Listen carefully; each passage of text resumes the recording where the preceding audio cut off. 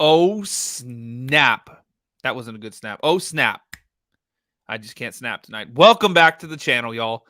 My name's Patrick. If you like true crime, hit the subscribe button on YouTube. Hit the follow button on Rumble. Hit the thumbs up button on both. Welcome in, y'all. We're going to be talking about Mica Miller. We've been live on TikTok now for a minute. They got the warm-up show.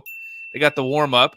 And now we're live on YouTube and Rumble as well. Y'all come over and check it out with the with the search. What? Come over to YouTube. Oh, let's see. Hold up. I think we might have the first troll. I like your stuff, but you're too much. There's too much you.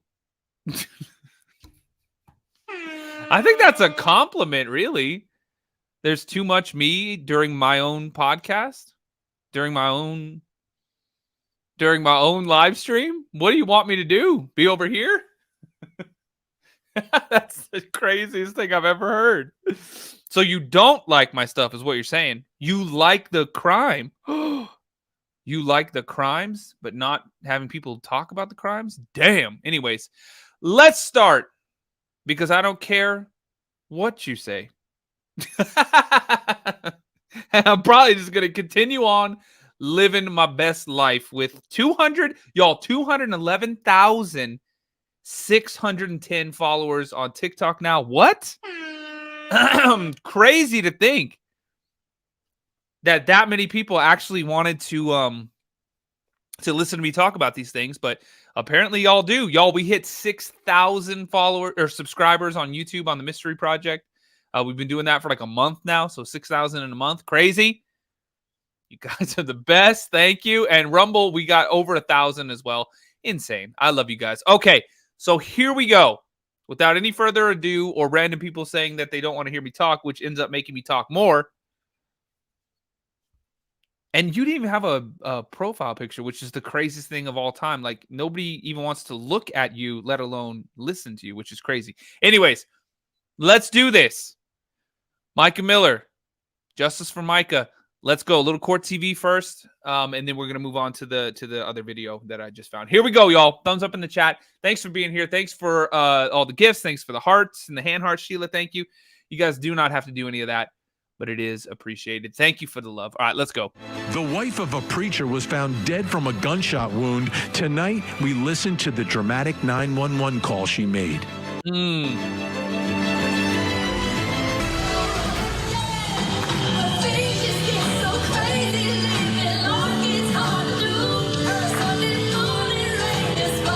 She has such a good voice too, y'all. Oh, Lincoln, thank you. D, thank you. Sarah, thank you. Pathway to Wealth with Kim, thank you. That's Mica Miller on stage in church and full of life. Liz, thank you. Mica Miller, 30 years old, and this story, Sarah, right? There's a lot of mystery surrounding it and some things that don't make a lot of sense, but she was 30 years old, the wife of a pastor, and she died on April 27th of this year from a gunshot wound. I want to read from her obituary. Mica was energetic, affirming, adventurous, faithful, loving, giving, forgiving, talented, joyous, creative, assertive, bold, determined, or authoritative, passionate, hardworking, a risk taker, and so much more. She helped Pastor JP with the church in every way. Mica was the worship leader, graphics designer, youth leader, women's ministry leader, and pastor's assistant. And she did all of this with the utmost integrity and faithfulness. Mica made the greatest of efforts to always be the best wife she could be. And she was the wife of the pastor, John Paul Miller. They had been friends since 2009. They got married in 2017. But they were in the process of separating when she died. She had served him with divorce papers just days earlier. And as a result of all of this, John Paul, the pastor, has been receiving a lot of backlashes and accusations regarding her death. Yes, he has. But take a look. This is from the Robeson County Sheriff's Office, May 7th press release. Unfortunately, Rumors and conspiracy theories were spreading quickly and assumptions were being made. However, in the end, we must make decisions based on the facts and evidence that has been gathered. In the end, sadly, a tragic decision was made by Mica that ended her life. So we've got some images, some of the last images of Mica Miller from the day of her death.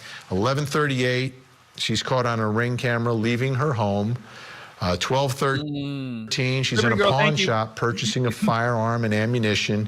1:27, she's spotted filling up at a gas station. 2:54, she calls 911 and informs them she's about to take her own life. Oh, I'm going to play that call for you right now. It's not easy to listen to, but it's an important Antoinette, thank you. part. Y'all, listen when Vinny plays this call. Listen in the beginning. I compress the audio so much so you can hear it clear as day. Listen. Of what happened here, and her family is very, very skeptical about her taking her own life. Let's listen to that call. Robeson County 911, what's the address of your emergency? Right here, y'all. Listen. Right there.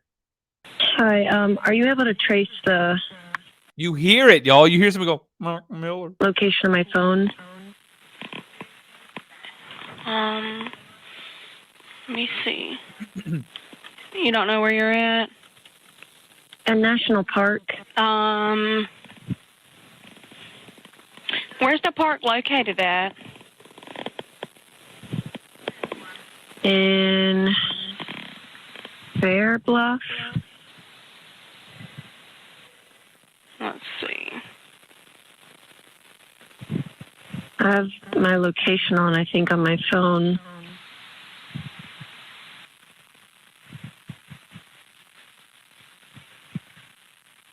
Find my phone is on.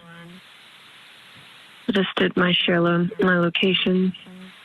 Okay, I'm showing. Hold on 1 second.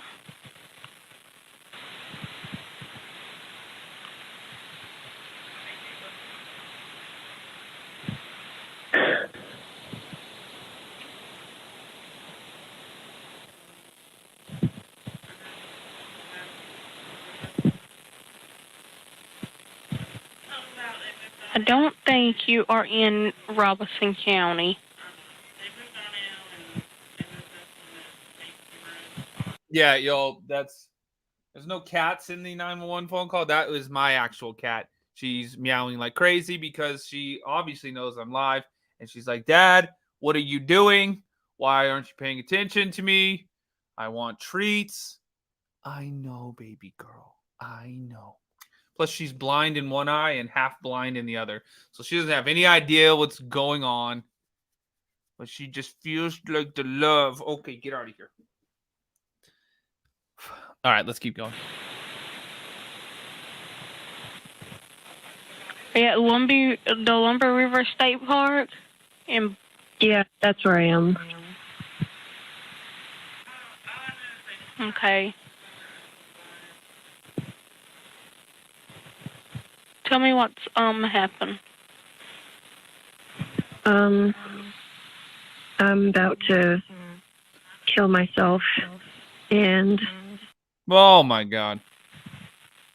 I just want my family to know where to find me. Okay, ma'am.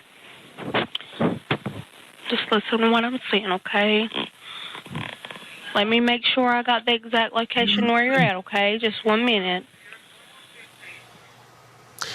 It's sad. It's tragic. But the family is still skeptical about all of this, and they think there's more to the story. I want you to take a look on the screen, though.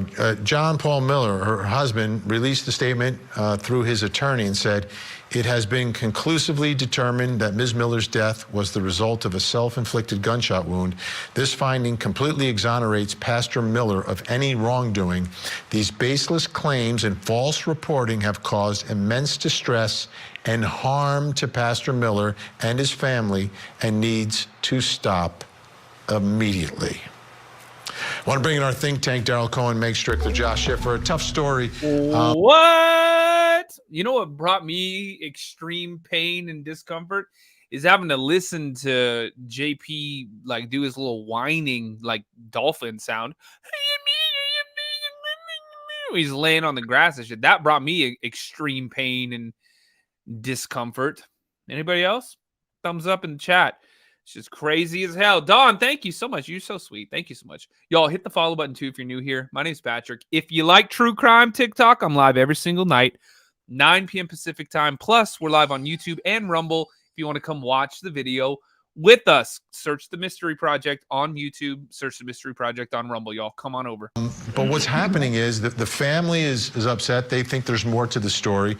And then you've got this firestorm that's happening on social media that has picked this up as well. And a lot of people pointing the finger at the pastor, but obviously law enforcement seemingly has come to their conclusion here based upon the evidence. Based on what we have seen and heard, she called saying, "I'm going to kill myself." It's not what you want to hear. The family is having to come together to understand and deal with this grief.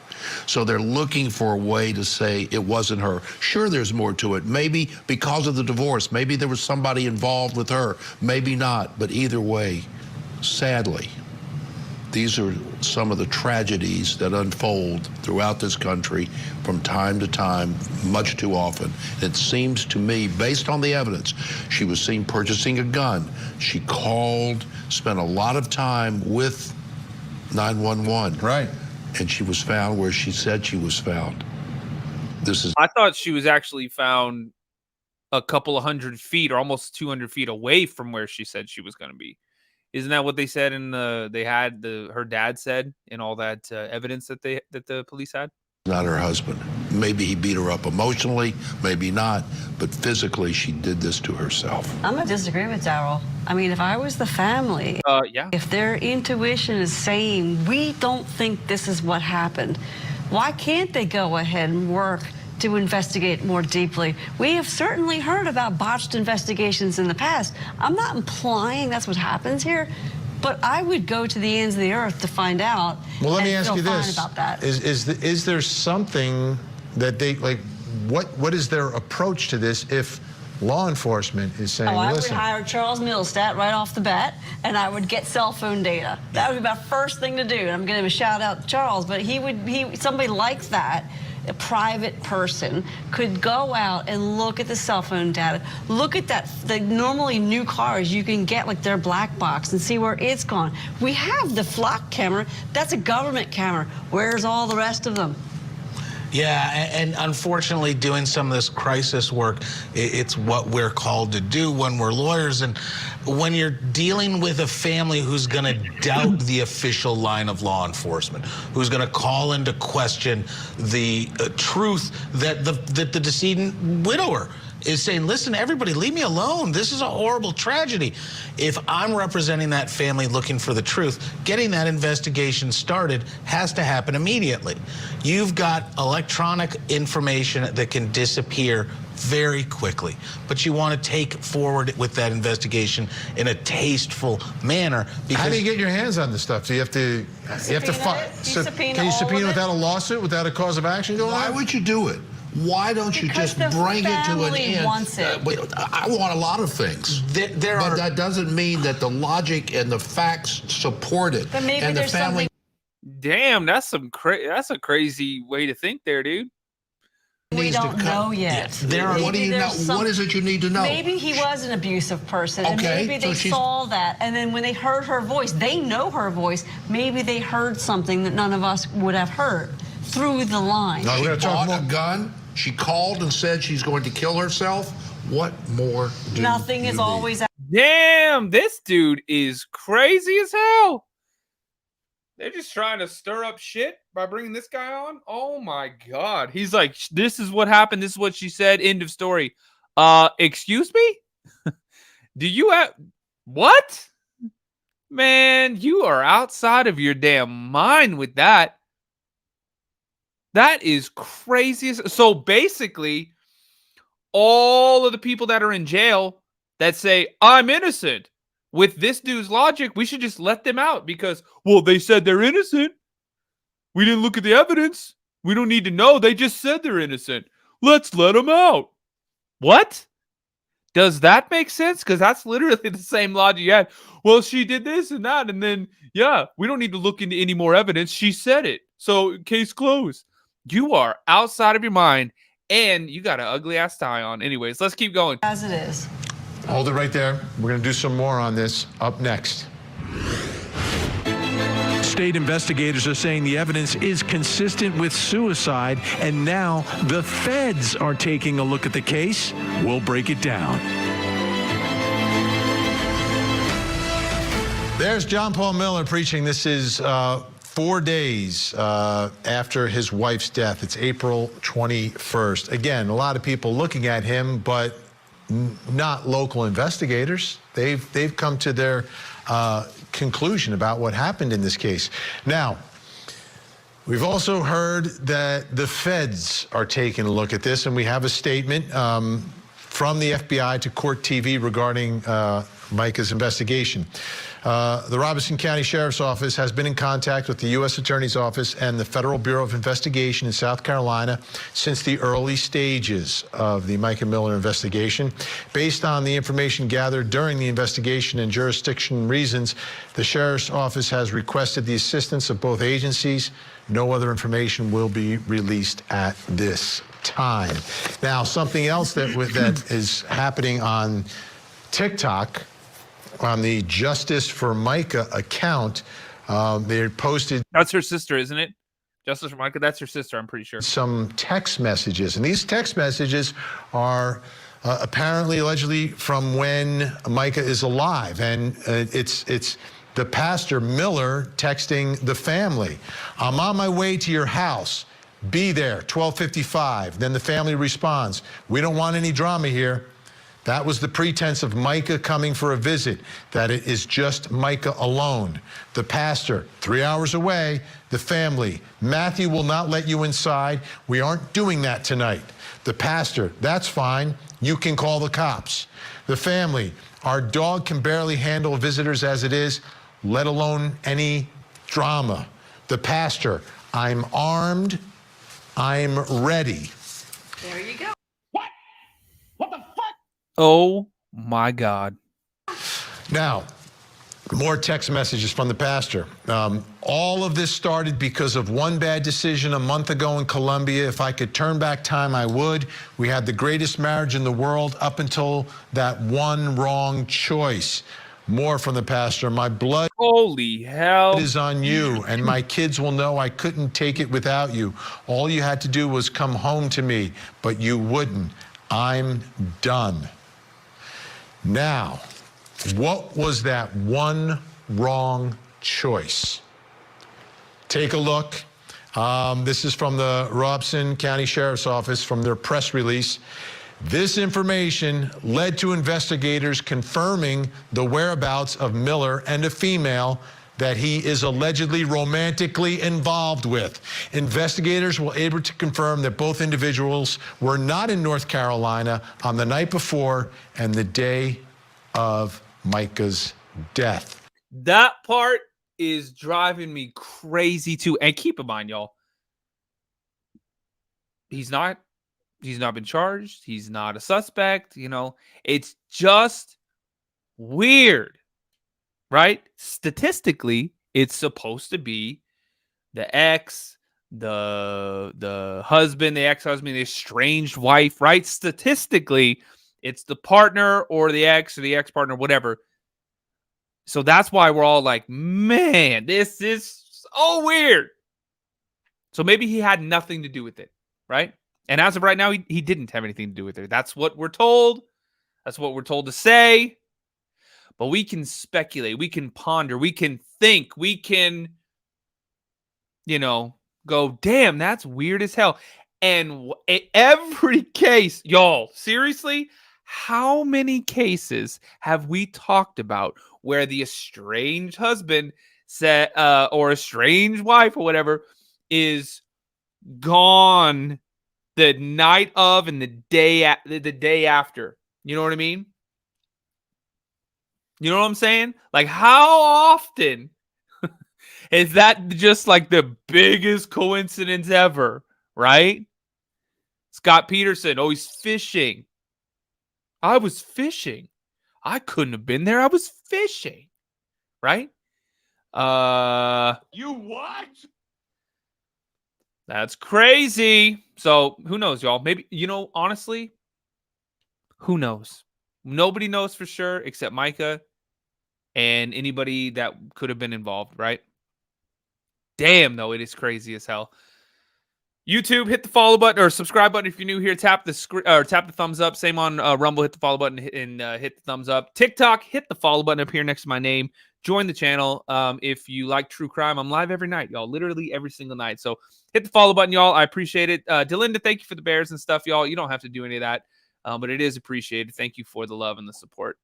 Helps me go live every night. Thank you, thank you, thank you. Dawn as well. Thank you. Okay, let's keep going, because we got a lot to cover. So apparently the pastor was seeing another woman. Whoa. They were involved, but investigators have taken a look at this now, and they have said, no, they weren't there. Let's ask Daryl these questions. Thank you. Daryl, would you like to comment on any I'll be of these happy to breaking news comment. issues? I'll be happy to comment it. What he may have done psychologically, and the affair or the affairs that he had has nothing to do with the physical. What? What about that girl that literally is in jail because she told the guy to do that to himself in his truck? You remember that one? I can't remember the name of that case, and they talked about it the other day. But she literally was found liable for that. So what the hell are you talking about? And what about all these crazy-ass cult leaders that get their followers to do all kinds of crazy stuff? Your logic is so crazy, dude. Your logic is insane. So if you convince somebody to do something, what the hell is conspiracy? Holy shit, you're gonna piss me off. What if, and this is a big if, y'all, because I know we know, right? We know, but what if Lori Vallow didn't actually do anything, Chad Daybell didn't actually do anything, and they convinced Alex Cox to do it all? By this dude's logic, Lori Vallow and Chad Daybell should be let go, free to roam about Rexburg, Idaho.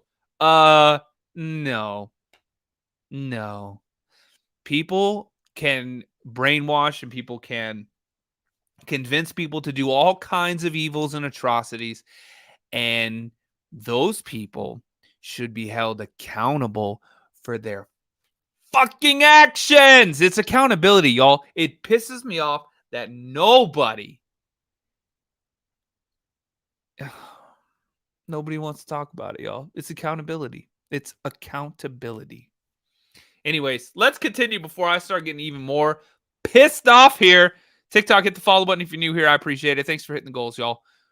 I appreciate it. All right, let's keep going, because this dude is crazy as hell. Evidence of her committing suicide. And also, I'd like to see the angle of the weapon. I would like to see if there's any residue. Why? You already wrote it off, dude. You don't need to see any evidence. You said, who needs evidence? She called and said it. The medical examiner has said that everything is consistent with self-inflicted. Yeah, but women don't tend to shoot themselves, just so you know, statistically. But she did. Yeah, but I know she She's did, not but somebody tending. could have done that right close like that. I don't think the allegation is that someone else is there and pulled the trigger. I believe that the allegation is a consistent abusive dynamic that drove her to this spot. And if I'm loving her family and I'm representing her best interests, the interests of her children and inheritors, I want the truth to come out and know whether she is being extorted or abused or treated horribly, viciously by the person who ostensibly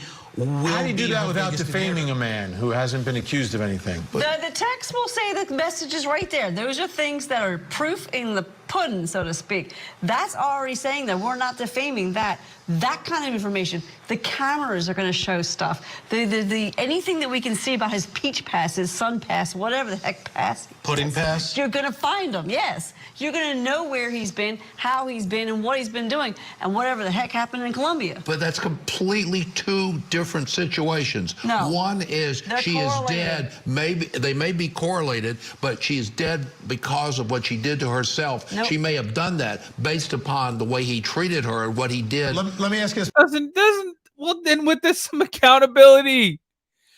Who is this guy? They put him on here just to cause like this kind of ruckus. Before we run out of time, and we only have a couple seconds here, is it possible to pursue a wrongful death lawsuit for someone that has been psychologically turned to taking their own Absolutely. life? I think there needs to be an investigation, both criminally and civilly. Well, the criminals, they say it's done, but... Big thank you. Daryl Cohen, Meg Strickler, Josh Schiffer, appreciate it. We'll see you next time. That was it? Oh my God. They cut it off right there? Holy hell. Man, that's crazy as hell. Okay, we're going to keep moving along, though. I got tagged in this one, too. Sherilyn Dale is her name on YouTube. And she said, was she pushed to the edge by her abusive, allegedly, it says, pastor husband, Mica Miller? Justice for Mica. So let's jump into this one, y'all. Let me know what you think. Oh, here we go. All right. Like I said, today's case has been very, very requested, very heavy. Because it's so heavy, I wanna have a little moment, a little grounding. I think we're definitely gonna need it at the end too, so then I can, give the answer at the end. I keep forgetting that we have like new people coming and watching. So I know I brought the riddles back. So for anybody who had missed them and then now I'm bringing them back, I tell them at the end. But I do like seeing your guesses, so don't hold off, because I do like seeing the guesses. And usually I'll do a spoiler. If you're right, I'll give you a little like woohoo. But I like seeing them. But that is usually where you can find them, is at the end of the video. So today's riddle is, what kind of band never... What the hell is this? I'm going to fast forward it, y'all. Husband, pastor, to talk about. I honestly was wanting to talk about it regardless, and just through research it just ended up kind of unfolding itself. We'll kind of get into why I'm doing the air quotes or whatever, but we are talking about Mica Miller today. She's a 30-year-old woman who was recently estranged from her husband, Pastor John Paul Miller. And it was pretty much him who originally had garnered a lot of attention to Mica's death, because he announced it to his congregation. And the way that he did it, it was like after he delivered his, his full, is it a sermon? But it was calm, cool, collected. He's making jokes throughout the whole sermon. Anyways, and then this is what he did at the end. We're not going to do an altar call today. Instead, I'm going to have you stand up and I'm going to make an announcement. And after the announcement, I'm going to ask that you leave church quietly and don't talk about the announcement here in the building, please, if you can, so y'all can stand to your feet. Before I make the announcement, I also want to say that my request to you is that you will continue to come to church and serve and give for the next, little bit, because I don't want to have, I'm taking a little bit of a break, and I don't want to have to worry about the church. My break may be a few days, a few weeks, I don't know. I got a call late last night. My wife has passed away, and it was self-induced, and it was up in North Carolina, and we're gonna have a funeral for her next Sunday here at 3 p.m. And so it's all I can. I'm just kind of going on adrenaline right now. So y'all pray for me and my kids and everybody. And she wasn't, y'all knew that she wasn't well mentally, and that she needed her medicine that was hard to get to her. And so I'm sure there'll be more details to come. But just keep our family in your prayers. And I'm going to let Pastor Randall, my bishop, he can pray. I get a microphone, he'll pray out. And if you have anything you want to share as well. So when Damn. Yeah, every time I hear that, you get the like, you get like a weird feeling. Just, I mean, I guess if you're just a cold person, cold, callous, just, you know, it's not illegal. Unfortunately, it's not illegal to just be a dirt bag. Let's keep going. when this was posted, a lot of people had a lot to say, including Mica's friends and family, people who were past members of the church who knew the two of them. And they were really pleading with the public to make sure that law enforcement did a full investigation to the backstory of what led up to him, saying like she had mental health and needed her medication. The internet did what the internet did when they saw that Mica's dad and sister were saying, like, please do not buy the narrative that he is pushing about like her struggles with mental health. We had right. Callie, her name is Sherilyn Dale. If you come over to YouTube, just search the Mystery Project on YouTube. You'll find the channel, and in the description of this video, it has the original video, so you can go over and check out the original video if you want. So come on over to YouTube, y'all. The Mystery Project. And TikTok. Hit the follow button if you're new here. It's up here. And tap the screen like crazy. Let's get 50,000 likes, y'all. We're at almost 40,000. And thank you for all the gifts and stuff, y'all. You don't have to do any of that stuff. But I appreciate it. Helps me go live every night. Let's keep going. Spoken to her. Mica was on a path to, restarting her life and getting out of this monster's grips. When I saw this, I'm not gonna lie, my emotions absolutely did take over, as did a lot of people online. Doing what I do for a living, though, I knew that I had a responsibility with my platform to try my hardest to remain open-minded. And that's when, while I was still looking into everything, just only a couple days ago, the medical examiner ruled Mica's cause of death to be self-inflicted. The sheriff's office at Robson County also came forward with a media statement and surveillance to support this being what actually happened. And we're going to get into that in a little bit. I just want you to know, starting off right now, I know like a lot of you feel like me and are really upset with the outcome. We are going to talk about ways that we can continue to support the family in the next steps, because even with this ruling, it doesn't mean that their fight for justice is over. Let's just start from the beginning of what's been released by those who knew John Paul. If I say JP, sometimes that's how he's also referred to. So John Paul, JP, one person who knew John Paul and Mica personally and can kind of give us a little bit of insight as to what Mica was going through for years. According to friends and family, Mica began attending youth group at the church that John Paul owns. It is called Solid Rock Church in Myrtle Beach, South Carolina, and she started going there when she was 14. He was 28 and he befriended her at 14. At the You what? That's a whole nother thing. time he was married, just this obviously has nothing to do with anything, but his wife eerily looks like Mica. That was an observation I had. And then as I was looking online, other people were seeing it. And at first I thought that I had just read the name wrong and that it was a picture of Mica.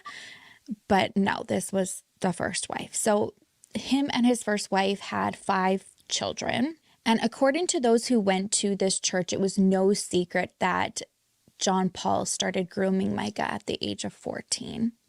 I want to give a shout out to blah5523 on Reddit for a very cohesive timeline. During that first marriage, there were definitely issues. There were a number of charges that were brought against him. His wife had filed a no contact order several times against him. There were also This is when he did the thing where he fell out of the truck crying in his grass and stuff, y'all.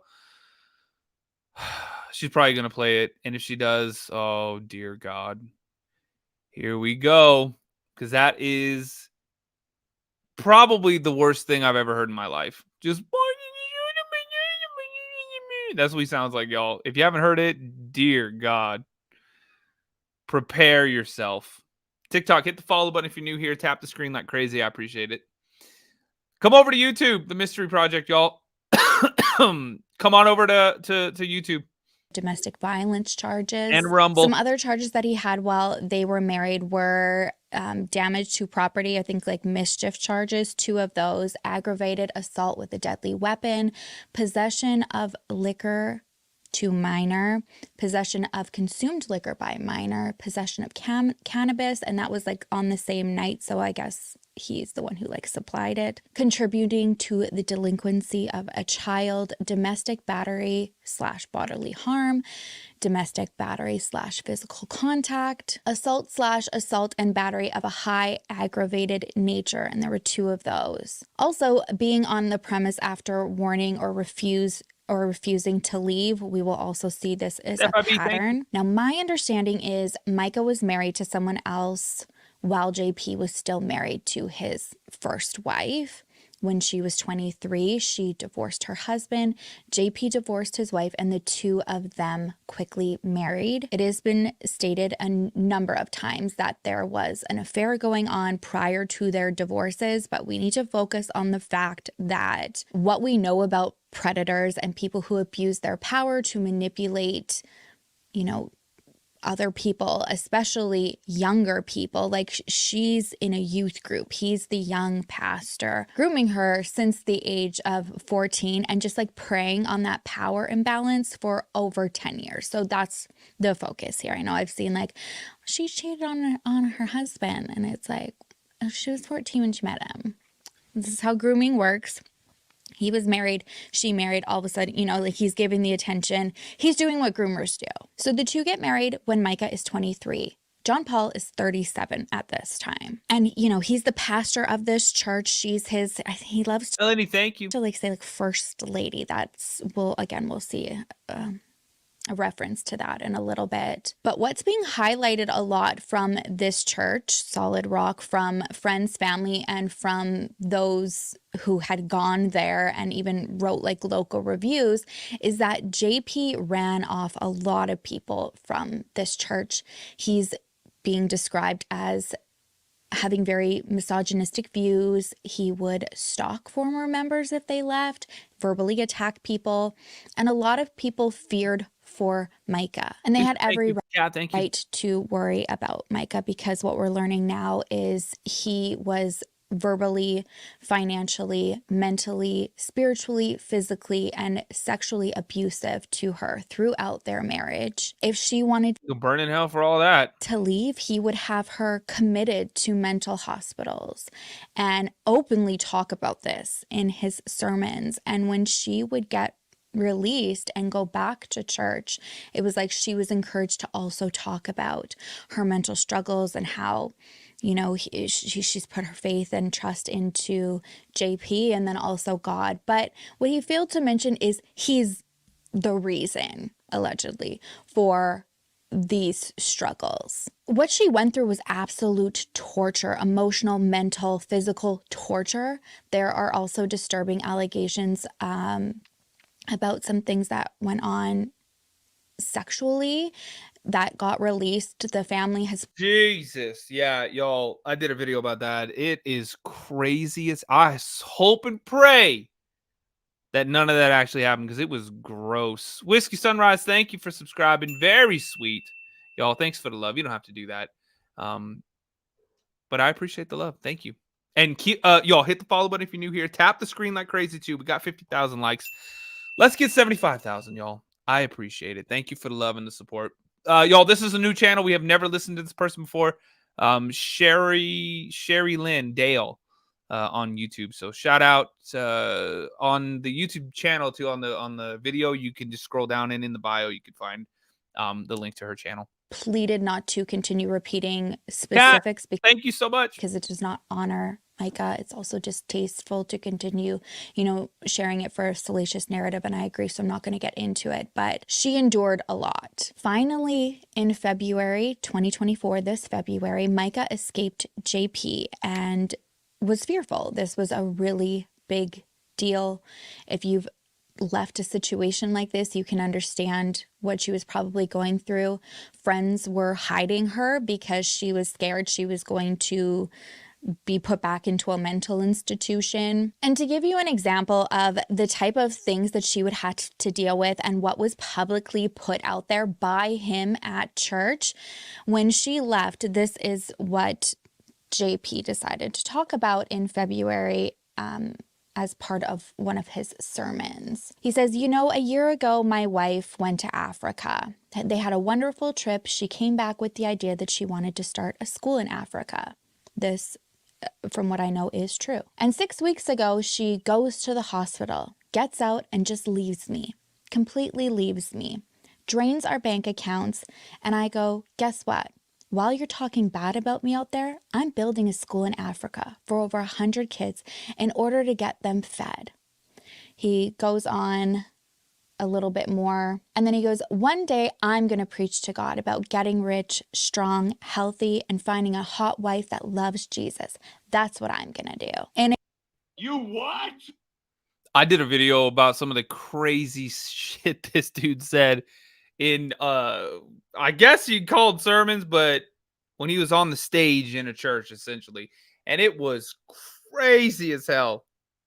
He said some crazy stuff, y'all, which again, y'all, he hasn't been charged with anything. He's not a suspect, but if just being like a dirtbag, just like a weird person, like just crazy, crazy as hell, saying crazy stuff, if that was a crime, that might be life in prison. All right, let's keep going. By the way, TikTok, hit the follow button if you're new here. My name's Patrick. If you like true crime, I'm live every single night. We're also live on YouTube and Rumble, 9 p.m. Pacific time every single night. So come over to YouTube if you guys want to see the video that we're watching. I appreciate it. Come on over, y'all. Come and hang out. All right, let's keep going. I guess he goes on to continue talking poorly about Mica, saying when, referring to when she was in the hospital, he said, I looked at her phone. He's saying this during a sermon. Thank you, Melanie. Thank you, Whiskey. I looked at her phone, and I counted over the past 2 years. There was 18 people who had texted her and said, if you ever want to talk to somebody about your husband, you can talk to me and say anything, and I'll keep it confidential. And I guess when he said this made him very angry.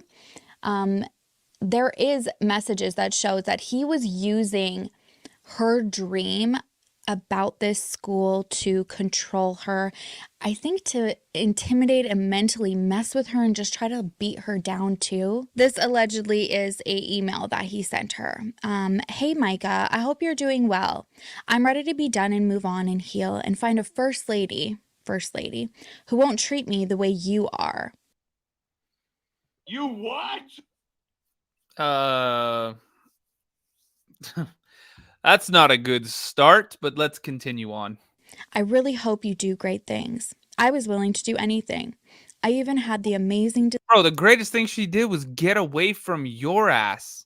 My God, this is crazy, y'all. This is absolutely crazy. Desire to have kids since you're not on meds. And I want to apologize for the flowers and fruit. It was already paid for to last until your birthday. Feel free to give it all away. I sent that to you before I found out all the things that I had recently found out about you and what you've done, and you disgust me.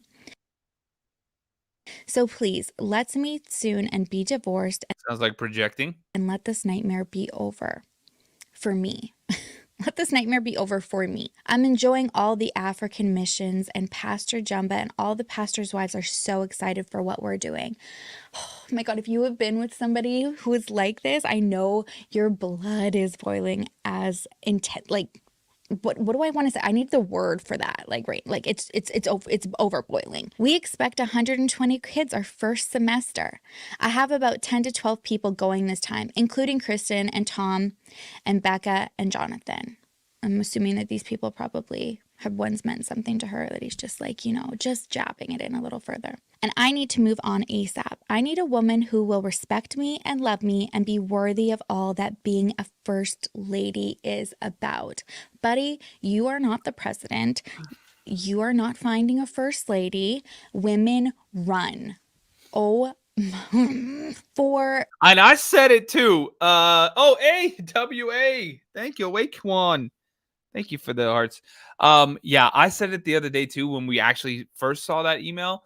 That dude sucks. How dare you? I mean, seriously. And ladies, when that kind of stuff, a guy that is really like the kind of guy and the kind of man that you want, that is going to protect you and provide for you and be like an actual good man, is never going to say it. You will just know it. You won't have to worry about it. And you won't have to be like, oh my God, this and that. And he's not going to write you emails like that and be like, oh my God, you know, you disgust me and I found out what you did and oh my God, and me and first lady this and that. Shut the hell up. A real man is going to, you're just going to know it. You're just going to feel it. You're going to, every day, you're just going to be like, oh. They don't have to sit there and write these dumbass emails saying stupid shit like that. No. Somebody said show the video. We are on YouTube and Rumble. Just search The Mystery Project. You can find it. Come on over to YouTube. Come on over to Rumble. Search The Mystery Project. You can watch the video along with us. Y'all, TikTok, hit the follow button if you're new here. My name's Patrick. If you like true crime, I'm live every single night. And tap the screen like crazy, y'all. Let's get 75,000 likes. Everybody watching, tap the screen like crazy. If you like true crime and somebody like me telling it like it fucking is, I don't let any of these people try to slip through with their bullshit. Hell no. When I hear him over there being like, crying on the grass and shit, y'all already know. Straight up hit him with the, why the fuck you lying? Why you always lying? Oh my God. Stop fucking lying. We hit him with it, y'all. We don't let him get away with shit over here, which is why we have a YouTube and a Rumble, because TikTok gets mad as shit at me all the time. They get mad as hell at me, y'all. Oh, screw it. Which also, by the way, y'all, the channel is not monetized at all. The YouTube, or sorry, the what is it called? The TikTok channel, not monetized. So like, I know people are like, oh my God, you know, they'll get like money from like the views and stuff. Hell no. Not about that life. If you guys want to support the show while it's live, I appreciate it with the little TikTok gifts and subscribing and stuff. But that's just while we're live and if you want to. But all the other stuff, hell no. So let's keep going. You guys ready for this? Let's go. somebody who is telling this woman that you know, we just got to move on for me. Like, this is so bad for me. Get out of my life. He really had a hard time letting her go. And that is obvious in 2 incident reports that were made on the same day of him stalking her. These are both on March 11th. Yup. It was Mica who had filed the report, and it was for destruction, damage, vandalism of property. A lot of this is that damn thing in her tire. redacted. I'll have this up on the screen for you to see, but so where it says the suspect, that's redacted just based on everything that we whiskey, thank you. know. I feel confident saying I believe we know who this is, that it's JP, in my opinion. So it says that officers were dispatched in Myrtle Beach for a report of razor blades being placed in Mica's tire at the location that she called. When they spoke with Mica, she stated that this is the second time a razor has deflated her tire in the last week. So she noticed as she was leaving the Spring-Made pier that she heard this pop, and then noticed a piece of metal that was protruding from her tire. She was able to make it home, and then when she got home, the tire was fully deflated at this point. When she went to go and remove this from the tire, she realizes that this was like some sort of device that you could purchase online, and it was like a tire deflation device. And that she believed that suspect one was the one. Jade, make sure you go into the Mystery Project. The Mystery Project on YouTube, and it should be the one. It should be the video that's just like right there on the. Should be the one that's like literally right there when you go to the page. The Mystery Project, though, y'all, make sure you type in the Mystery Project. But it should be the first one that pops up, like live now. That's strange. All right, let's keep going. Who placed it in the tire. There's also more that's redacted here.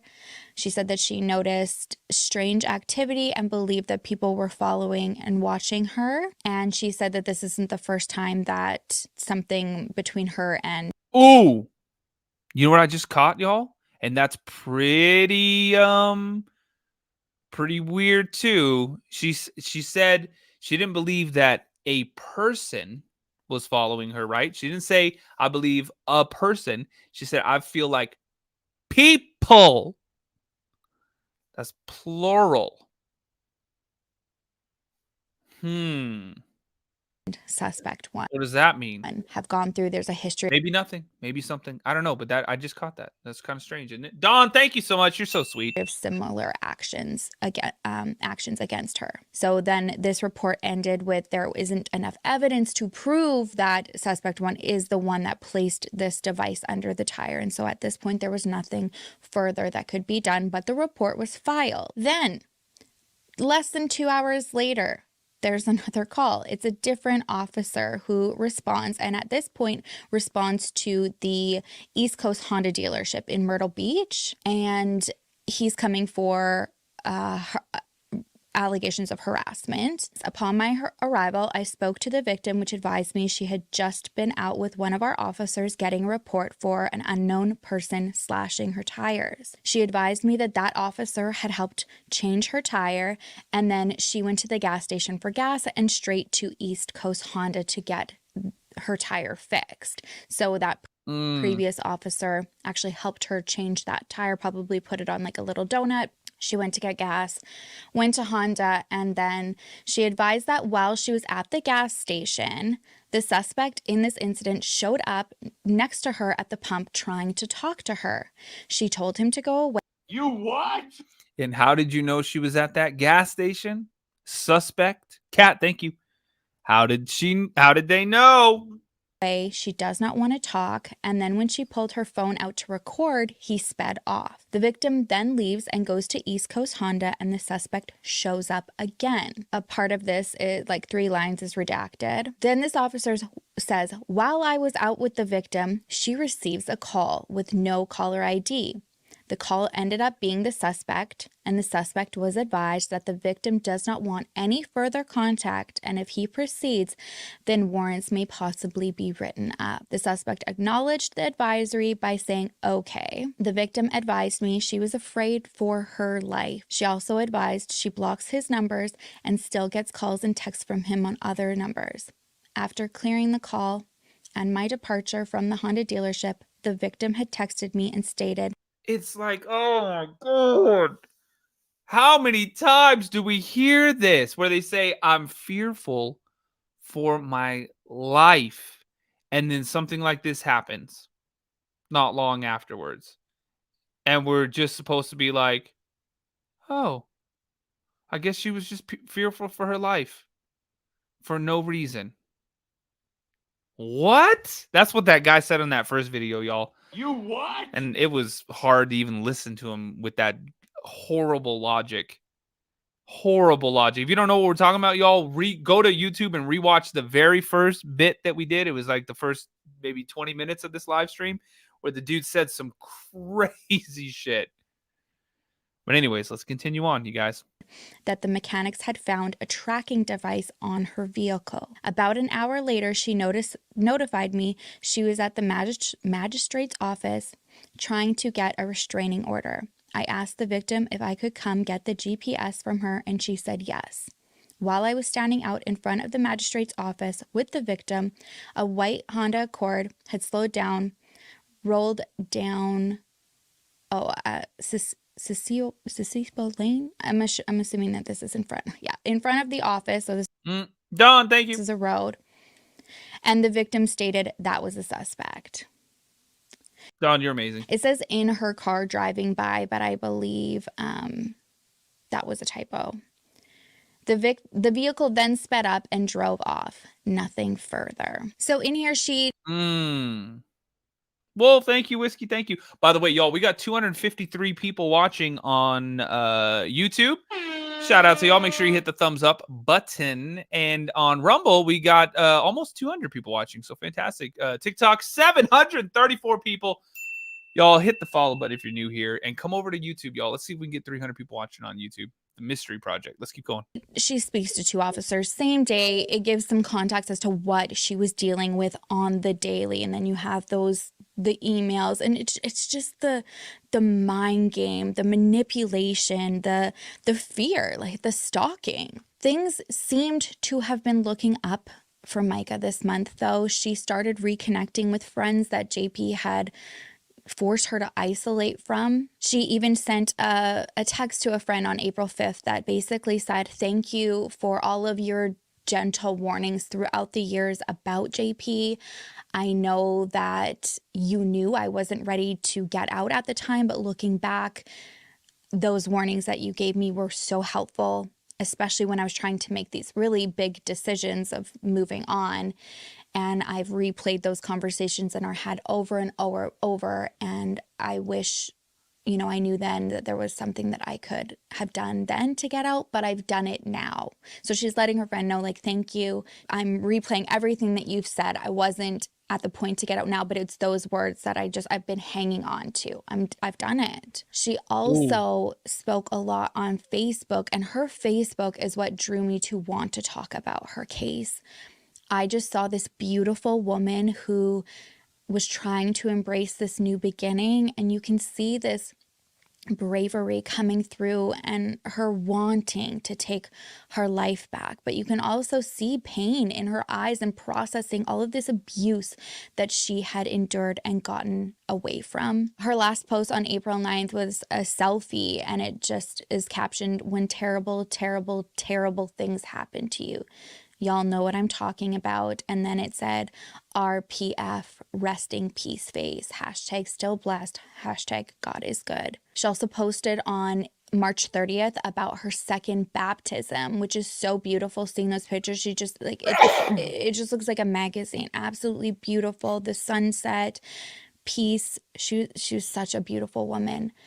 And what was interesting about those photos is in the comments, there's somebody who asked, like, "Oh, is this your second baptism?" And she said, "Thanks for the bless you, y'all." "Yeah, I don't have the best memories attached to the first." And my understanding is, I believe it was him, JP, or that church that had baptized her. Then just weeks ago, Mica posted something on Facebook that I've seen quite a bit, and I really want to share because it's her words, it's her emotion that you're able to see, and her trying to offer advice for people who may be in an abusive relationship and the struggles that I think particularly one thing that she struggled with a lot was the faith aspect to it too. So she captioned it, "God hates divorce, but why?" And I think this is just her healing and trying to process all of that and having that used against her for so long. So today my heart's a little heavy. I've had a lot of women that have reached out to me about situations of abuse. And I just want to tell you what a lot of people have told me lately and reminded me, because I think I forgot. I knew, but I pushed it in the back of my head just because of my situation. but you are the bride of Christ. Before anybody else's bride, male or female, it doesn't matter. It doesn't matter what gender you are. Abuse is abuse. And you are the bride of Christ. And my Bible says that he took all the abuse you could think of for you so that you didn't have to live that life of slavery and bondage and pain. Jesus took it all for you. So you don't have to stay in a abusive relationship, whether that's sexual, whether that's somebody forcing you to take illegal drugs or alcohol abuse or physical abuse, psychological abuse, making you think that this is all your fault, or you're a bad mom, or you're a bad wife, or you're a bad husband, or you're not giving it your all when you know you are. I just keep thinking, like, because, we have to keep saying it, y'all, that her husband isn't a suspect. He's not been charged with anything, all that stuff. But just like, who? Like, what kind of just pile of human fucking garbage could take somebody that is this, like, beautiful on the inside and the outside and do this kind of stuff? I mean, my God. You know what I mean? Like, it takes like a certain kind of just piece of shit to do that. You know what I mean? It's like people that don't like kittens, or like people who don't like puppies. You know what I mean? Like, I feel like he's the type of person that could just like punch a kitten and be like, and be a dumbass about it. You know what I mean? I don't know, but like, it just sucks. It just sucks. Let's keep going. God hates divorce, but why? According to everybody I've asked and the scriptures that I've found, it's because it hurts people. But does abuse hurt people? How do you think God feels about that? So I want to remind you, like a bunch of people have been reminding. I can pretty much 100% say, God does not want anybody to be in an abusive relationship of any kind. Like, that's pretty self-explanatory. That's pretty safe to say, Me lately that I'm God's bride first. And even an earthly spouse who's a good spouse, when they know that their bride is being hurt, just imagine what an earthly spouse does. What do you think your heavenly spouse does when you're the bride of Christ and he sees his bride going through abuse and hurt? What do you think he thinks about that? So, encouragement in all this is, you are the bride of Christ first before anybody else's. Oh man, see this poor girl. She's even like, it seems like she's gone through so much and she's been taken down so much that she's trying to say this. She's saying this to almost, it seems like she's trying to justify it to herself that it's okay that, she wants to leave him. It's okay that she, is divorcing him. It's like she's been torn down so much that she's like, she found something that she can latch onto and say, all right, this, I'm not going to stand for this anymore. And God is on my side. And to think that she had to get to that point is so infuriating, that she suffered what she did. And dear God, Y'all already know what I'm going to say. Y'all already know what I'm going to say. Somebody's going to burn in hell. Somebody's going to burn in hell for this. He's got you. And he sees you. And he loves you. 48 hours before my Ugh. TikTok, by the way, hit the follow button if you're new here. My name's Patrick. Tap the screen like crazy. Let's get 100,000 likes. Come on over to YouTube as well. The Mystery Project on YouTube. You can watch the video. You can see the video with us. Same thing on Rumble. We got over 200 people on Rumble. We got 250 people watching on YouTube. Shout out to y'all. Make sure you hit the little thumbs up button as well. Let's keep going. Mica was found dead. She had filed for divorce and a protective order. In her final week, she had spoken to friends and told them about her plans for the upcoming week. She was planning on meeting friends at church on Ruby, I'm sure it's going to play. Absolutely. On Sunday, Lori, April 28th. Whiskey, thank you. On Saturday, April 27th, Mica left work in her uniform. She had a job at, I believe, J. Peters, which was a local restaurant, and she never showed up for church the next day. Her body was found an hour and a half away in Lumberton, North Carolina, and her cause of death was a gunshot wound to the head. Once a clip of the sermon that JP gave and the message he said at the end, and basically asking everybody not to talk about it, just leave silently and don't talk about it in the church, when that went viral. And then looking at her own Facebook posts, the consensus was that this was not self-inflicted. It didn't seem like an option. And Tanya, thanks for the follow. So all of a sudden, justice for Mica went viral. And I want to reiterate and be, very clear. I don't blame anybody for believing that. I believe it, and I'll tell you where I still stand now. And for the family to get that news after seeing all of the positive changes that she was trying to. Oh my God. Yep.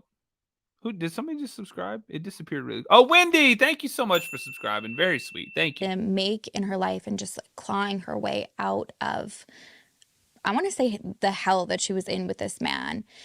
Again, it makes so much sense why they wouldn't feel that was self-inflicted. And be so angry, like the way that he's going on and talking like that in church.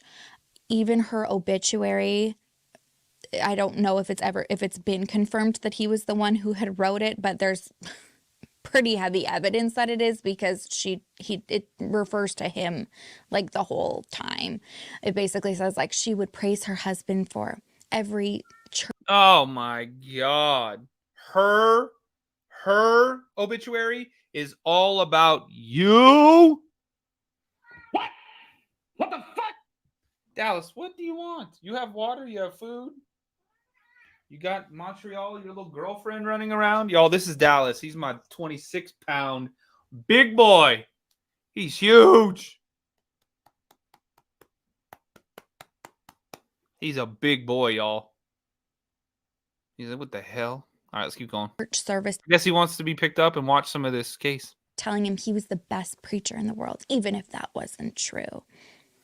And she'd also say he was the funniest preacher in the world, even though that wasn't true either. Like, it just... What the hell? Makes you want to throw up all over the place. That being said, as of May 6th, the medical examiner did rule Mica's death as self-inflicted. Prior to this, there was speculation spreading like wildfire that the gunshot wound was to the back of her head. But as per the North Carolina medical examiner report, that wasn't the case. Again, it's brought us to where we are now, and it's perfectly understandable to sympathize and understand why, especially her family, didn't believe this. Even Mica's sister had gone to Facebook and said, do not believe all of these false stories that are being said about Mica. She was God-fearing. She was a loving woman. She had a lot of joy, and she didn't deserve the abuse that she endured.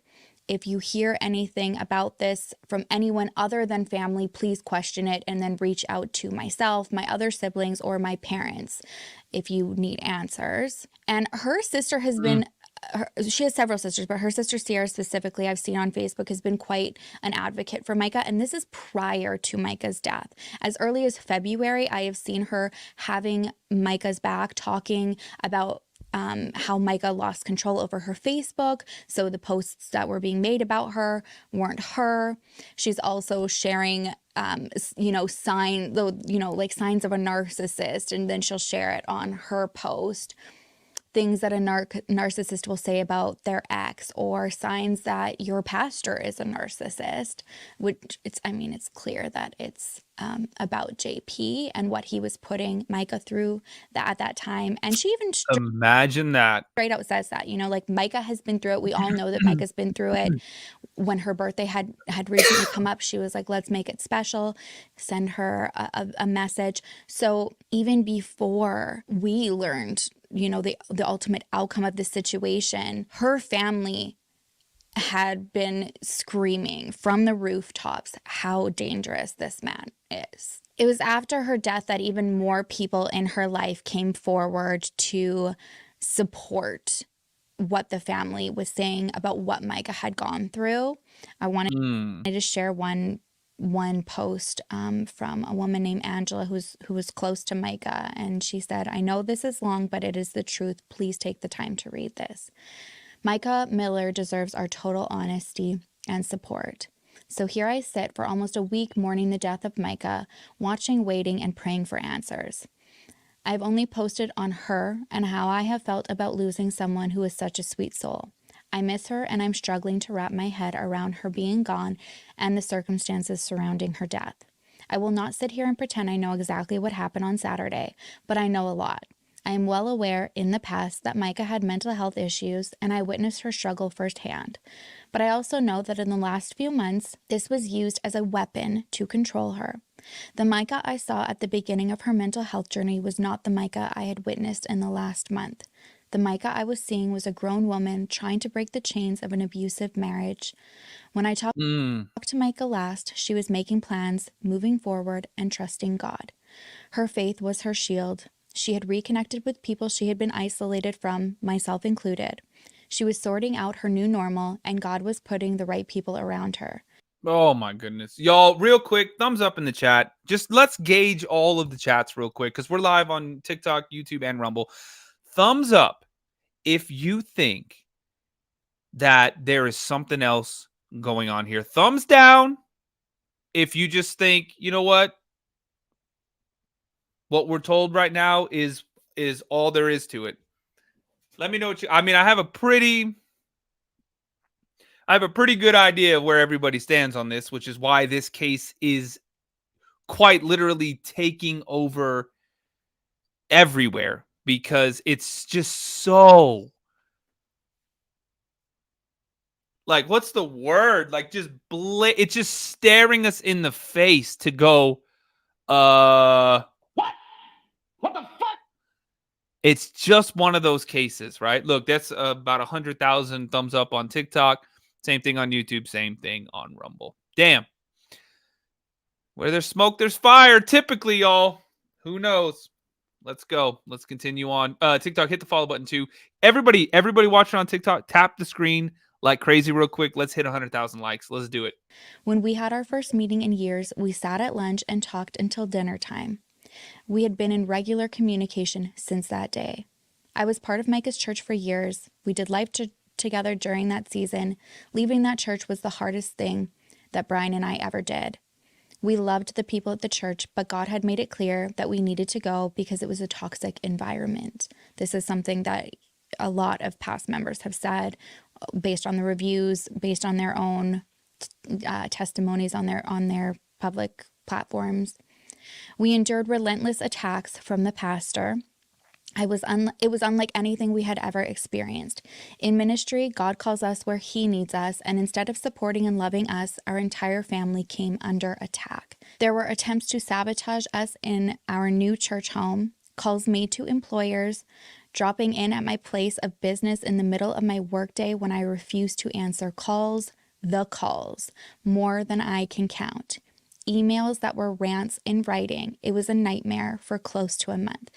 So just put yourself in this mindset and this situation. This is a woman, a married woman who was just part of the church, who had left, who felt like this was the best thing for herself and her family, remove themselves from a toxic situation, and this is what they dealt with. Mica That is crazy as hell. Just a person in the congregation. wasn't just leaving a church. She was leaving her marriage. She was done. She hired a lawyer, she moved out, and she was getting a divorce. She was left with nothing but her faith, her family, and her small circle of friends. Was it hard? Yes. Dawn, She thank had you. her tires cut multiple times, found multiple trackers on her car, couch hopped in fear of being found, and was hospitalized by her husband when it was completely unnecessary. She confided to me that she felt like an orphan and feared that no church would ever want her because of him. What she didn't know is that a large portion of us who had experienced the wrath of exiting that church were waiting for her with open arms. I talked to her Oh my goodness. multiple times in her final week here on earth. She was making plans to get her hair cut, getting help with her car payment because Is it Dallas? Dallas? Thank you. she was a little short after paying her divorce lawyer, and planning to meet us for the second service at church on Sunday. My final text with her was on Friday at 9:19 p.m. and it was a woman making plans to live. What happened between Friday night and Saturday? I was so overwhelmed seeing two certain people on the news last night trying to minimize Mica by painting her mentally ill and crying like they were currently present in her life. They were not. She wasn't having a mental meltdown when the scales were lifted from her eyes and she walked away. She was a warrior wearing the full armor of God. # justice for Mica. Wow. Stuff like this just upsets me so much because just based on my personal experience, and what I've seen my mom go through in her past in a relationship like this, I just hate when specifically a man like this just presents themselves as holier than thou and is just, in my opinion, pure evil. There are other Yeah. people coming forward with their Ruby, her name is Sherry Lynn Dale. And her page, if you want, it's on YouTube. If you go to the Mystery Project, it's in the description on the live stream that's live right now. You can find the original video in her page. stories. There's a woman on TikTok, I believe her name is Kyler, not Tyler, is her TikTok name. She's actually spoken with a lot of victims who are sharing their story and their experiences with John Paul. So I highly recommend going over and looking at some of those stories. I've been tagged in a bunch of those too, and it's crazy, y'all. In fact, there's a whole bunch of videos on the page right now. If you're just discovering this channel on TikTok, y'all, go back and rewatch for like the last 5-6 days. Y'all, I've been posting I get tagged in all this stuff, and I'm like, boom, let's put it up. Boom, let's put it up. In fact, I just posted one right before I went live. Y'all, go leave a like, go leave a comment, go subscribe, or what's it called? Favorite, repost the last video on the page right now. It's like a whole breakdown of her full story, and I guess it's 2 or 3 parts. And I posted the first part right now, y'all. It's like a must watch. It's a must watch. It's like 2 minutes long. It's on the page right now, y'all. Do yourselves a favor, take 2 minutes, go watch it, go leave a like, go comment on it, go repost it, spread it out, because it is unbelievable. Okay, let's continue on here. Coming through, one of the women says, like, you know, as hard as this is my story, and I'm encouraging all victims to come forward because your story and your voice matters. You're not alone. And she's dealing with a lot of guilt because she's like, had I, you know, shared my story, would that have made a difference? I hope she knows that it probably wouldn't have, because of the power imbalance and the situation that he was in, owning this church and manipulating and having control over all of these people. And then just, you know, look the way that he put his own wife on blast in front of people. It's so sad because I do feel a lot of people who are in these situations, who personally know victims and the abusers, do reflect and put on some guilt. Like, what could I have done? And there's really not much that can be done in these situations, which is terrible. Mica did all the right things. She left. She Oh, y'all, like, scream it from the rooftops. Don't feel like there's nothing that can be done. There's absolutely something that can be done. You know what you can do? Tell me. Tell me. I'll put them on blast. I don't care. I'll call it out. I see shit like, y'all, I'm from Texas. We don't put up with that kind of shit. These kind of dudes that'll be like, oh, and this and that and blah, blah, blah. Oh, hell no. Any kind of that kind of manipulation and that kind of abuse does not fly with me and my kind, I guess, my type. Speaking of which, my mom just joined in. Hey, Mom, you raised yourself a real one, didn't you? Yo, that's my mom. Give her a follow. I'm just passing through. Love you, Mom. And thumbs up if you agree. Thumbs up if you agree. Because I feel like she put a pretty damn good head on my shoulders. Because, yeah, for the love of God, these guys like this, that's not a guy. That's a piece of garbage. And I know some people are like, that's a little boy. That's even giving him too much credit. That's not a boy. That's not a man. That's just a piece of garbage. That's an insecure, weak pile of shit, basically, that just, you know, like, just shut the hell up. Shut up. Burn in hell. All right, let's keep going. made the report. She did all of the things. I want to read another post here, though, by somebody who was good friends with Mica and familiar with what she was going through. She said, "We watched a grown man groom a youth member for years. We watched him take absolutely everything that part from her. We watched him destroy her mentally. We watched him destroy his own family during the process. We watched him play God over a congregation for over a decade. He is a true wolf in sheep's clothing. He has stayed untouchable. He has put himself at the top of everything. He has gotten away with all of his wrongdoings. I am so sorry, Mica Miller. You deserved better. You deserved our help and our love. I will carry this guilt forever, knowing I should have done so much more. I can't change the past, but I will not stay quiet any longer. To all of those old SRM members, the church members, I hope you feel the same. Enough is enough. We have to bring this man down from the pulpit. Hashtag justice for Mica." Again, just want to reiterate that, like, things like that break my heart. Kelly, thank you. Mom, thank you for the donut. Very sweet. Because this is the guilt that you feel. You shouldn't. But yes, absolutely, you nailed it. Use your voices and your word. Enough. Your words. Enough is enough. Something I had just lightly touched on was the allegations of disturbing sexual abuse that would obviously support and understand and sympathize why Mica could potentially just go into a mental spiral. But there was also allegations of JP cheating, something that everybody was aware of. According to multiple sources, John Paul was dating a woman from the church for quite a while. They Jesus. Carol, thank you. had been Whiskey, thank you. Rocket, thank you. seen together out at her children's soccer games, like rather cozy. Don, thank you. And they've been photographed multiple times since Mica's death. That's that Susie. She had served. Oh, damn it. I hit the wrong button. Man, I hate when I do that.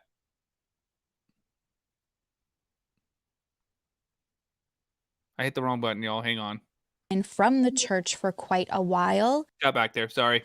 They had been seen together out at her children's soccer games, like rather cozy.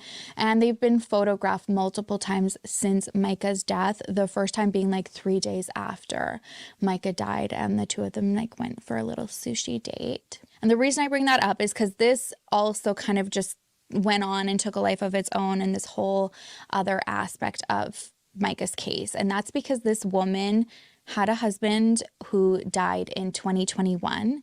His name was Chris Skinner, and he was a motivational speaker who inspired a lot of people after he had been in an accident. I believe he was hit by a drunk driver, and he was in a wheelchair for 20 years. According to his wife, he really enjoyed going to their community pool, and he often did that by himself. So on Labor Day of 2021, he went to the pool.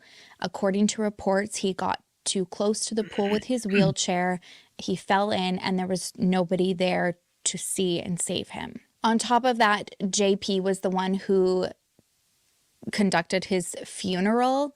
Oh my God. See, y'all, when it starts to just like, you start, all these like questions start to just come up, and you're like, well, that's weird. Well, that's weird. Oh, somebody else had like some weird, untimely passing that nobody was around, nobody saw, and it just so happens he goes there all the time. That's something that he loves to do, this guy, and just so happens this happens, right? Ooh, don't look over here. It was just a freak accident. How many freak accidents need to happen before people go, huh, this is a bit strange? Maybe it is all an accident. I don't know. I'm not these people. And nobody really knows for sure except them. But damn, it's crazy as hell, isn't it? So the reason I wanted to mention it is because like this doesn't, there's nothing in his death report that shows that anything other than accidental is the cause. This is all just circumstantial adding up while we're learning about Mica. Shimmer Cat, exactly. Cardi B, what do you think about that? That's suspicious. That's weird. Yep, I agree. But it is part of the conspiracies that are kind of swirling out there, so I did want to mention it. Another thing that is being talked about a lot is JP's father, who has alleged... This dude. Y'all, I broke down his little email that he sent. My God. It was hard to read literally and figuratively. It was crazy as hell. Allegedly done a lot of harm to people, and through Mica's death, these people are also finding their voices.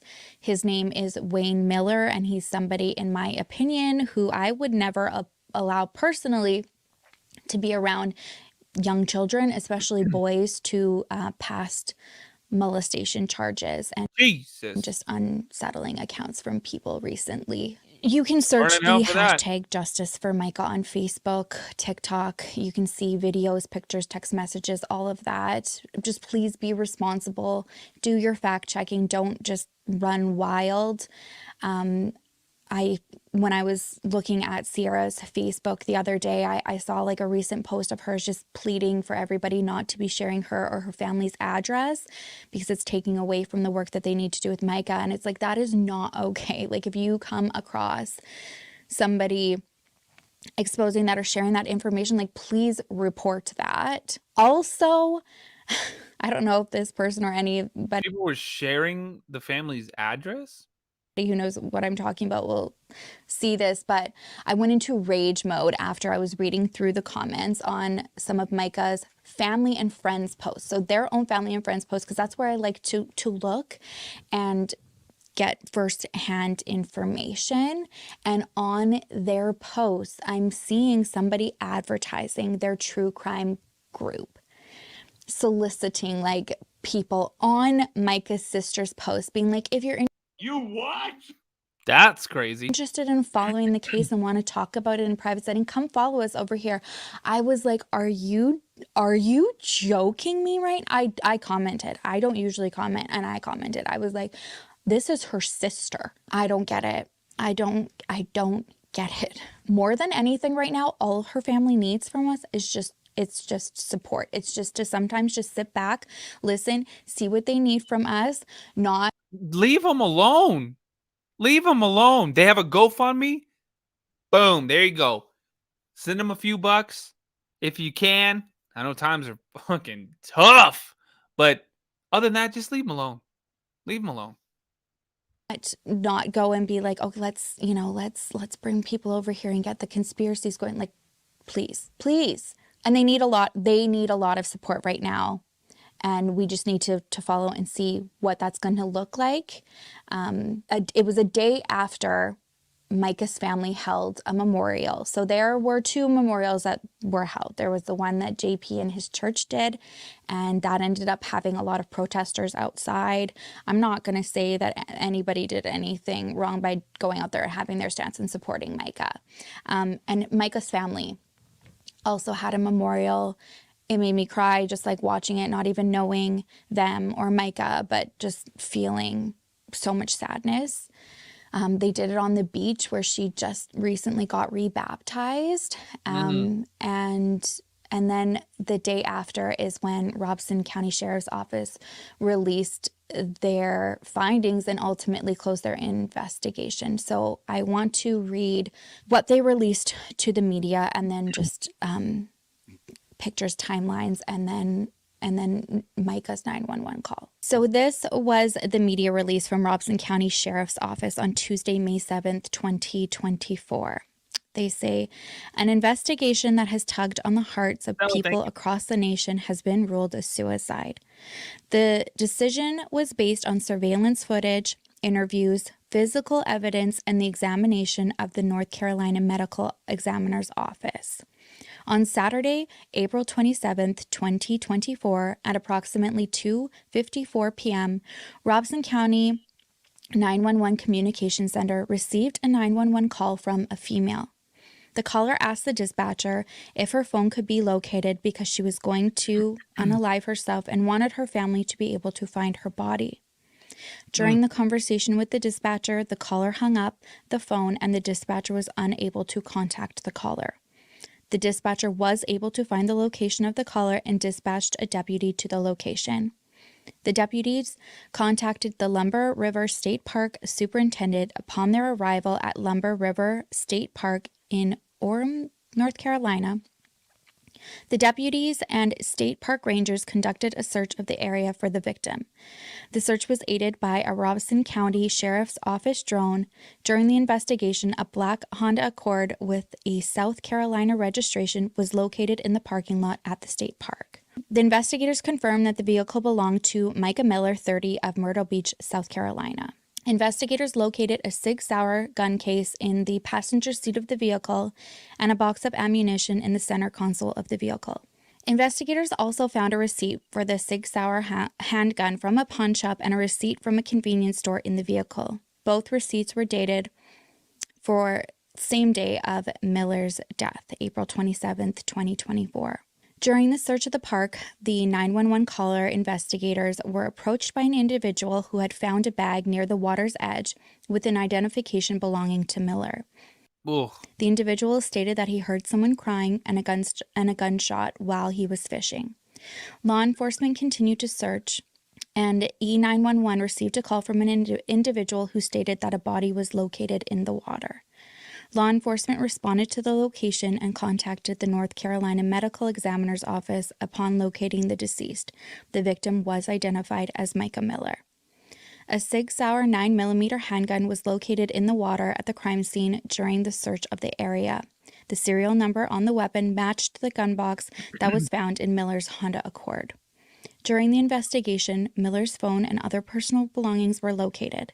A search of Miller's phone revealed that she conducted a Google search for national parks near me, and the Lumber River State Park location was provided. The investigation also revealed that Miller and her estranged husband, John Paul Miller, had been separated and were involved in the legal system. This information led to the investigators confirming the whereabouts of Miller and a female that he is allegedly romantically involved with. Investigators were able to confirm His husband also passed. Oh, I feel like... Let's keep going. That both individuals were not in North Carolina on the night before or the day of Mica Miller's death.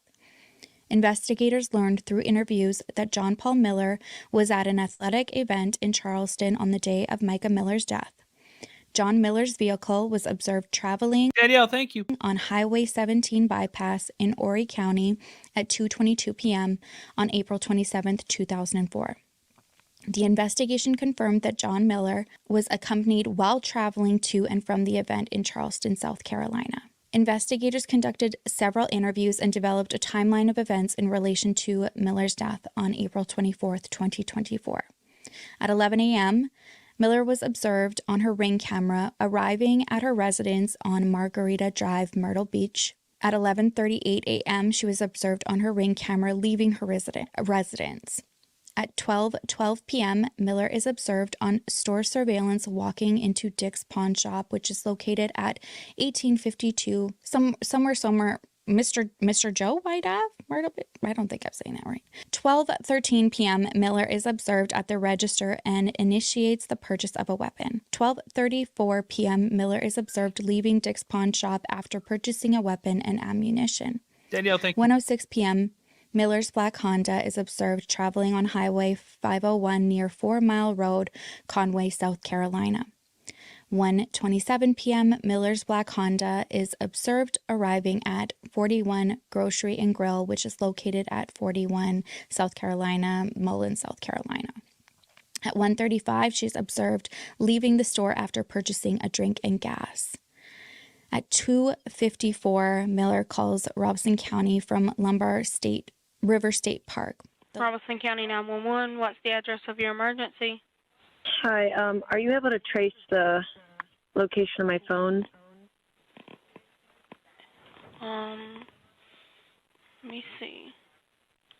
You don't know where you're at? At National Park. What's the phone number you're calling me from?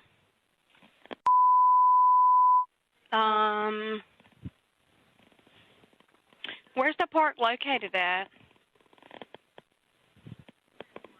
In Fair Bluff.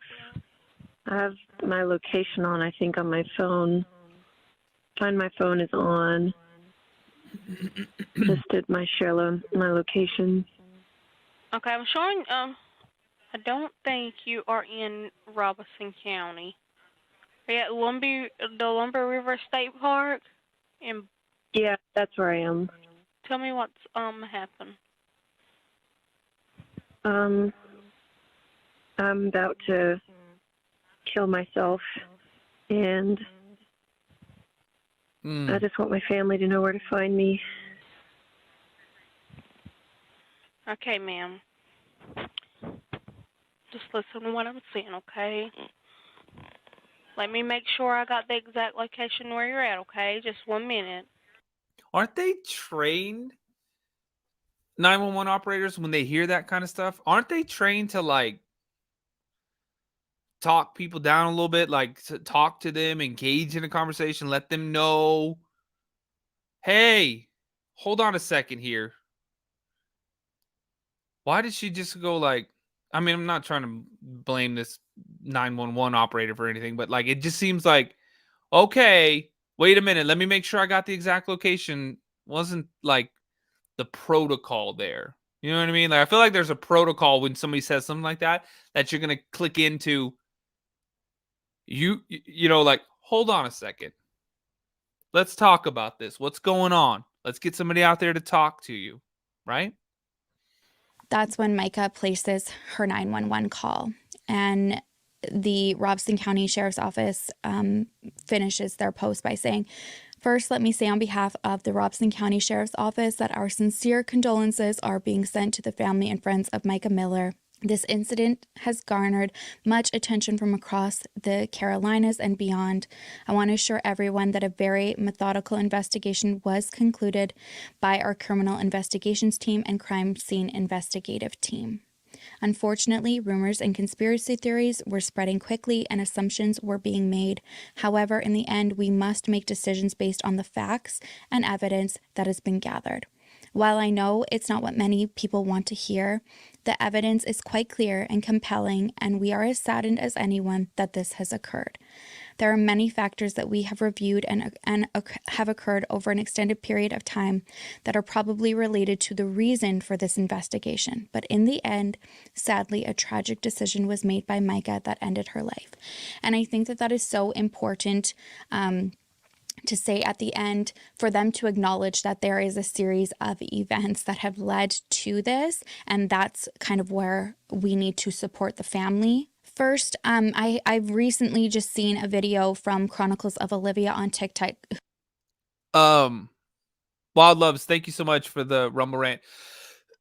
He said, I'm sorry, but if she did a Google search and that's the one that popped up, she needed directions there, but she states she doesn't know where she is. That's suspicious to me. I mean, that seems like it would be suspicious. That seems like it would be suspicious. She doesn't know where she is, but she had a Google search to get to where she was. That's true. Thank you for the Rumble rant, too. Let's keep going. TikTok, who actually went to the site and spoke with a man who had seen Mica. This person said she was alone. They had no idea if he knew anything he would have done what he... And by the way, TikTok, if you're new here, hit the follow button. My name is Patrick. If you like true crime, I'm live every single night. Welcome in. Tap the screen like crazy. Let's get 125,000 likes. I appreciate it. Thank you so much for the love. Thank you so much for the support, y'all. Come over to YouTube if you want to watch the video with us. We're live on YouTube right now. The Mystery Project. You can find it, The Mystery Project, on YouTube and Rumble. Shout out to Rumble. We got 200 people watching on Rumble, and we got 260-something people, 66 people watching on YouTube. Shout out to y'all. Thank you so much. But y'all, hit that follow button if you like true crime. I'm live every single night. Let's keep going. This was almost over too, y'all. Could to help, but she had just smiled, walked past him, said hi, and continued walking. And he said that the place that she was found in was very isolated because there was a lot of people at the river that day. So she had gone off the path. I believe Olivia said in there it was like a mile or maybe half a mile. I'll play the video so that you can see where she had gone and that it was quite isolated. I also want to show the video that she posted because it just gives more context to the location and how private it was, and just like it. I always struggle with saying like how beautiful it was and sounded, because it's like an eerie beautiful, it's a heartbreaking beautiful, but it was something that you just looked and it was like this piece, and then sounded. If it sounded like nature and peaceful, why wasn't that in the 911 call? And also heartbreak when you just hear the peace and the birds. Today I visited the spot where Mica Miller took her own life. It was a very sad and solemn sight to see. Mica drove an hour and a half north of Myrtle Beach to Lumber River State Park. I encountered a man who said that he crossed paths with Mica and briefly spoke with her just right before she took her life. He said that if he had known that she had a weapon on her, he would have done anything in his power to stop her. He said that she was very beautiful and smiled at him and waved and said hi. He said that at first she went to the river where there were a lot more people. It was crowded there. And then she went in the opposite direction down this path.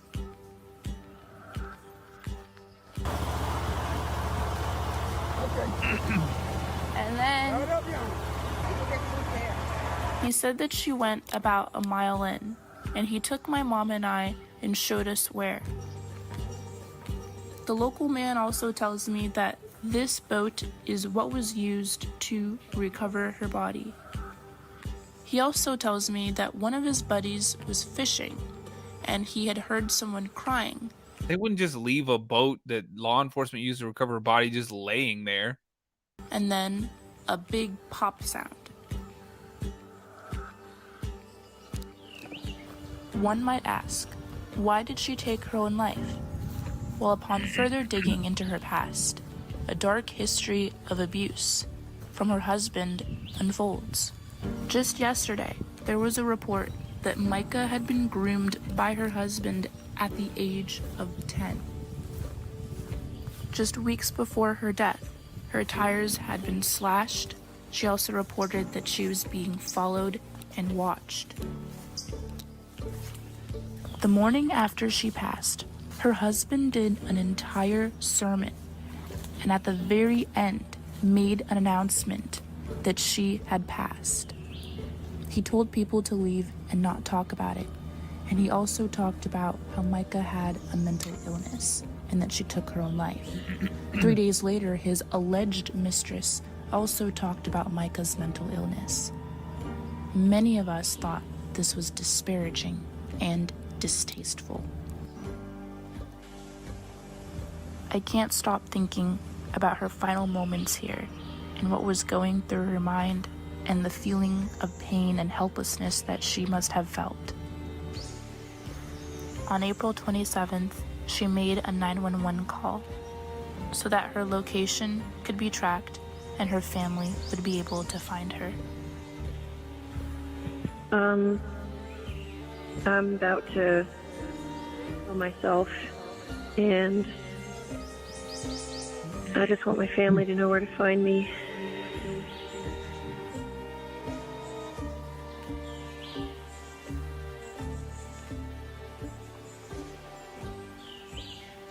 And now for a moment of silence.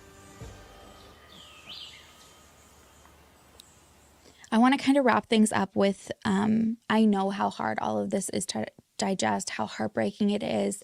Just realizing the degree that this woman was beaten down and that it was put on mental health. I can't speak for Mica, but I can just kind of share a personal perspective as somebody who's been diagnosed with mental health disorders and who is somebody who is in a very mentally, emotionally, physically abusive relationship. Those two things are not the same. My medication and my therapy helps me be me. It helps me be balanced. And that takes a long time. But the mental abuse that I dealt with made me feel like, quote unquote, crazier, and broke me far more than depression and anxiety ever did. So yeah, maybe on the outside people are thinking, oh, Mica's going through mental health struggles, but it's also your environment. It's being what you've been told, the control, things that are being influenced in your every day-to-day life. Like, you are just broken down. I cannot imagine what that would have been like to be with somebody like that type of person for 14 years. I was not in that relationship for that long, and I can confidently say that I would have not been as strong as Mica as long as she was. That woman was a warrior, and she deserves so much better, and it is so sad because she was just like on that brink of getting out. So this is where we need to support the family. I know that I've said that a lot. Now I finally am going to share my thoughts, but as far as I know, they are moving forward civilly. They want to press civil charges. Yep, they sure do. And I am no professional, but by the evidence and the testimonies that are already coming forward, I believe that they obviously have a really strong chance of holding JP responsible. I also want to put it out there that he's on dating sites. Like, only 4 weeks ago, some gal had posted on there. You what?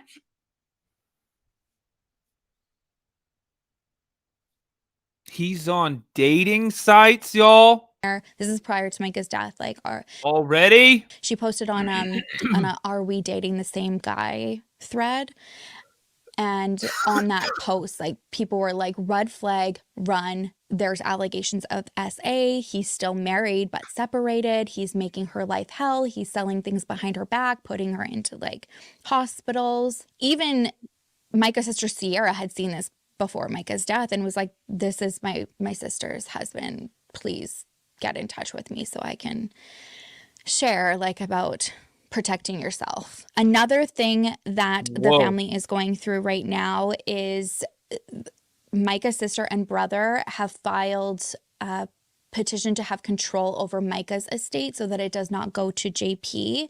So they have both filed affidavits that are another powerful glimpse as just to what she was going through. And basically what they're wanting to do is just make sure that Sierra is essentially being able to represent Mica and being like, you do not get to break her down, take everything, because you were married. Like, there is strong proof and evidence that she was getting away from you, that you were abusive, and I will be fighting for my sister. So there is a lot that they have on their plate right now. As of right now, I saw that the church posted that he's been relieved of his duties at the church for like healing and counseling.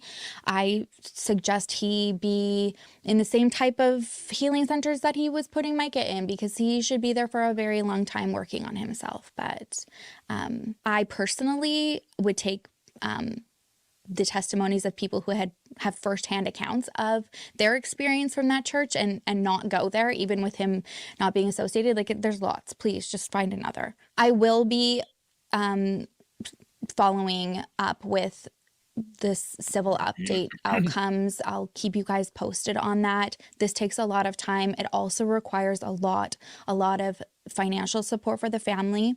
I know that they have a GoFundMe, so I want to leave that in the description. Oh my goodness.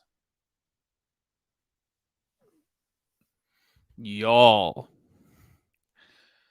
Oh, that's a lot. There's so many questions. And it's like every time we hear something, it doesn't answer anything. It just gets like, there's 20 more questions. Oh my goodness. Justice for Mica. Absolutely. Well, TikTok, YouTube, Rumble. I love you guys, but it's time for me to get some sleep. Thank you for the love. Thank you for the support. YouTube, make sure you hit the subscribe button, hit the like button, leave a comment. Rumble, do the same thing. I love you guys. We'll see you tomorrow night.